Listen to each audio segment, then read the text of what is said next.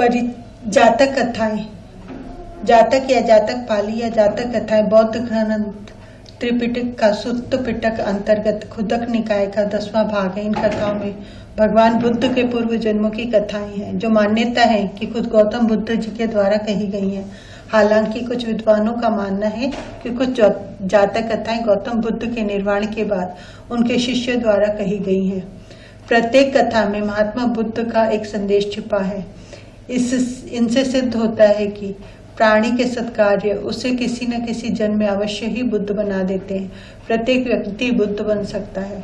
वह उस संभावना को कैसे दिशा दे यह भी बताती हैं ये कहानियां। बुद्ध ने कर्मों पर जोर दिया है, इसलिए इन कहानियों में यह भी दिया गया है कि कौन से कर्म करने योग्य हैं और किन्हें नहीं करना चाहिए। इस प्रकार प्रस्तुत पुस्तक में महात्मा बुद्ध द्वारा कही गई ऐसी कथाएं हैं जो व्यक्ति को नैतिकता, सत्य, धर्म, प्रेम और भाईचारे का संदेश देती हैं। सोने का हंस, जातक कथा। वाराणसी में कभी एक कर्तव्यनिष्ठ व शीलवान गृहस्थ रहा करता था। 3 बेटियों और एक पत्नी के द्वारा पत्नियों के साथ उसका एक छोटा सा घर संसार था, किंतु अल्प आयु में ही उसका निधन हो गया। मरणोपरांत उस गृहस्थ का पुनर्जन्म एक स्वर्ण हंस के रूप में हुआ। पूर्व जन्म के उपादान और संस्कार उसमें इतने प्रबल थे कि वह अपने मनुष्य योनि के घटनाक्रम और उनकी भाषा को विस्मृत नहीं कर पाया।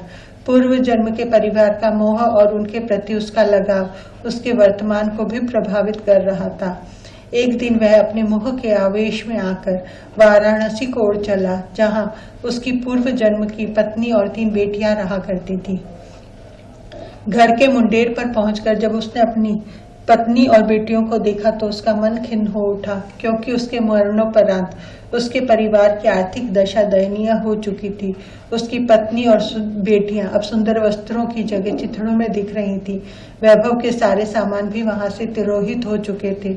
फिर भी पूरे उल्लास के साथ उसने अपनी पत्नी और बेटियों का आलिंगन कर उन्हें अपना परिचय दिया और वापस लौटने से पूर्व उन्हें अपना एक सोने का पंख भी देता गया, जिसे बेचकर उसके परिवार वाले अपने दरिद्र को कम कर सके।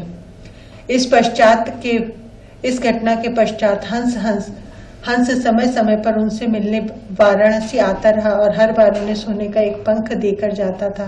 बेटियां तो हंस की दानशीलता से संतुष्ट थी, मगर उसकी पत्नी बड़ी ही लोभी प्रवृत्ति की थी। उसने सोचा क्यों न वह उस हंस के सारे पंख निकालकर एक ही पल में धनी बन जाए। बेटियों को भी उसने अपने मन की बात कही, मगर उसकी बेटियों ने उसका कड़ा विरोध किया।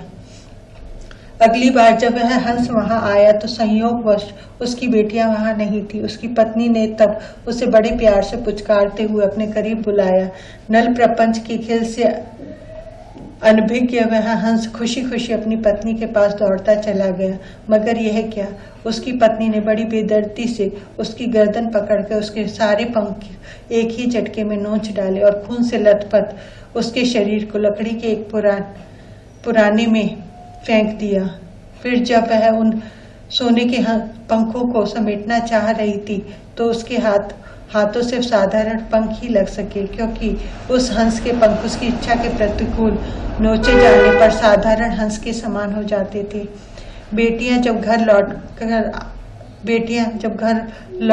लौटकर घर आईं तो उन्होंने अपने पूर्व जन्म के पिता को खून से सना देखा।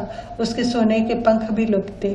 उन्होंने सारी बात समझ ली और तत्काल ही हंस की भरपूर सेवा शुश्रूषा कर उसे कुछ ही दिनों में उसे स्वस्थ कर दिया। स्वभावतः उसके पंख फिर से आने लगे, मगर अब भी सोने के नहीं थे। जब हंस के पंख इतने निकल गए कि वह उड़ने के लिए समर्थ हो गया, तब वह उस घर से उड़ गया और कभी भी वाराणसी में दोबारा दिखाई नहीं पड़ा।